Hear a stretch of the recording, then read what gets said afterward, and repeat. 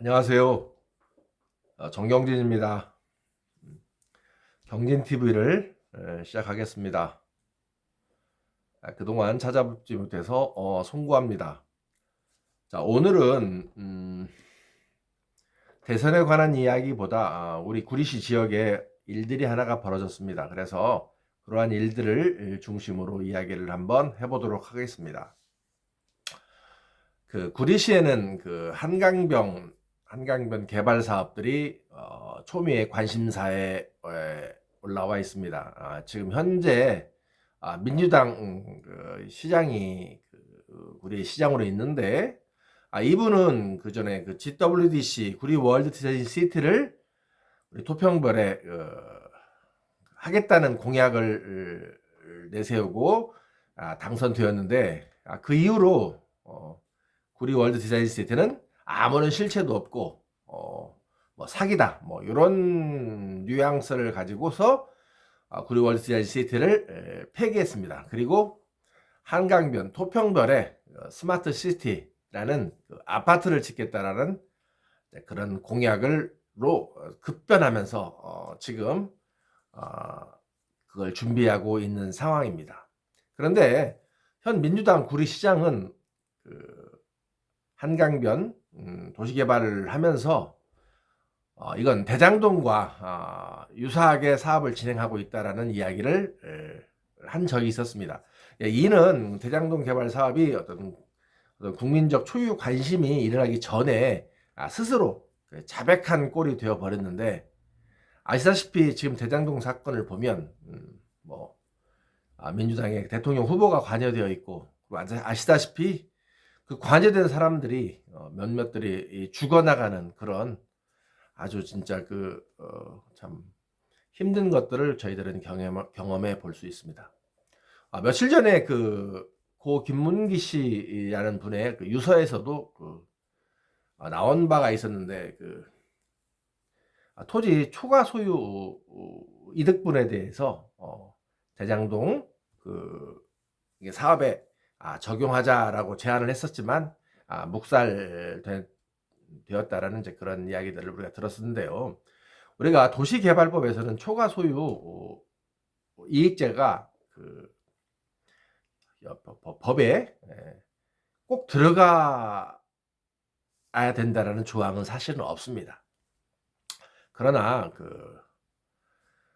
토지로 인한 이득이 굉장히 늘어날 거라고 생각되는 대장동 땅이나 한강변 땅 같은 경우는 공직자라 하면 그런 부분에 대한 신경을 써야 되지 않겠나 이런 생각을 해봅니다.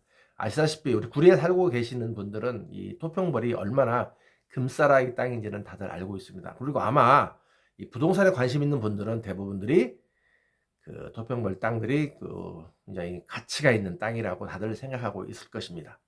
아시다시피 대장동 땅도 우리가 분당과 판교 사이에 있는 것으로서 굉장히 중요한 토지적 가치가 있다는 것은 분명하다고 볼 때, 이 사업을 기획하고 준비하는 과정 속에서 토지 이익 상한이 발생할 것이라는 것은 불보듯이 뻔한데도 불구하고, 그리고 이렇게 실무 단위에서도 그런 이야기를 했음에도 불구하고 결국은 묵살하고 진행하다 보니까 민간에게 어마어마한 그런 이익을 가져다 준 사건으로 전락하고 말았습니다.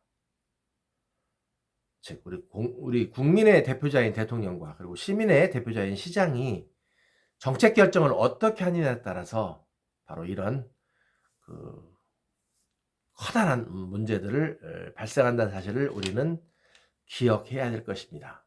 사실은 대장동 사업 시작을 하면서 많은 사람들이 세세한 부분에 대한 관심들을 갖지 못했던 부분들이 있었지만, 이를 반면 교사하면서 이번 우리 한강변 사건들을 한번 잘 짚어보도록 하겠습니다. 아시다시피 한강변 개발 사업은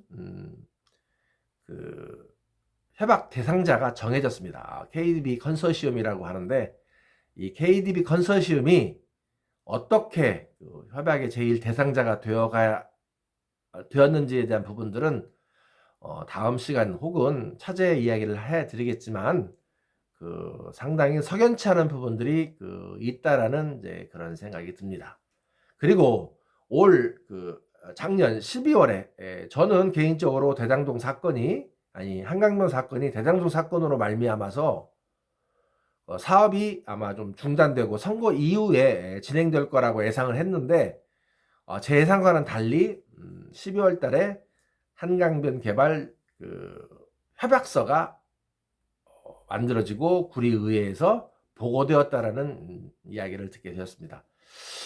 이는 몇 가지 점을 시사하고 있는데 제 생각보다 어떤 그런 구리시의 민주당은 이 문제를 정면 돌파하고 이 문제를 가지고 선거에 임하겠다라는 공공연한 선전포고가 아니겠나 이런 생각이 듭니다. 즉 자기들이 이 대장동과 같이 설계한 한강변 개발 사건에 대해서 원점에서 다시 검토하기보다는 이미 이렇게 해놓은 이상 자기는 이런 식으로 대장동처럼 가겠다라는 그런 배짱 강한 선전포고라고 생각됩니다.